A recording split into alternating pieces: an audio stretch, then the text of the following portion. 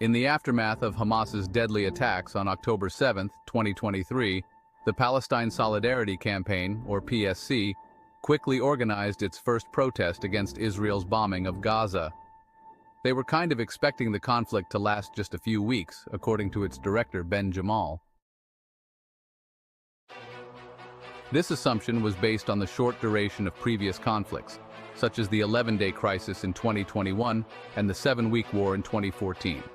However, after a year, the conflict shows no signs of ending and has spread to Lebanon. There are fears of further escalation following Iran's missile strikes on Israel. Protests in the UK, led by PSC, have continued to grow.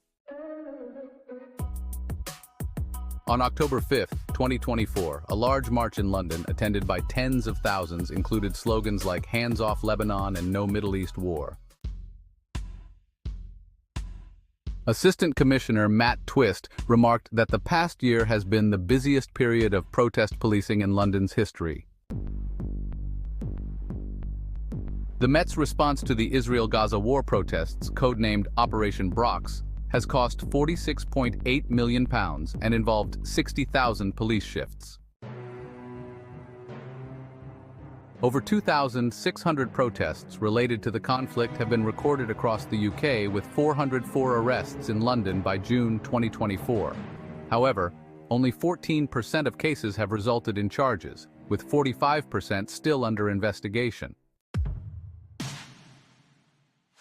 The largest day of arrests occurred on November 11, 2023, when clashes broke out between far-right groups and a PSC protest on Armistice Day.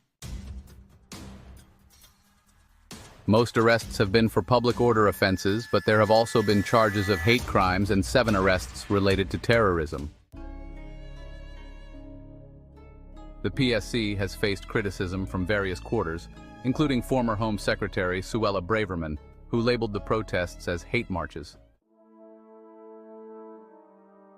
He acknowledged that the majority of protesters were peaceful, but also noted that the marches have raised concerns within the Jewish community. The PSC insists its protests are peaceful, with participation from many Jewish individuals opposed to Israeli actions.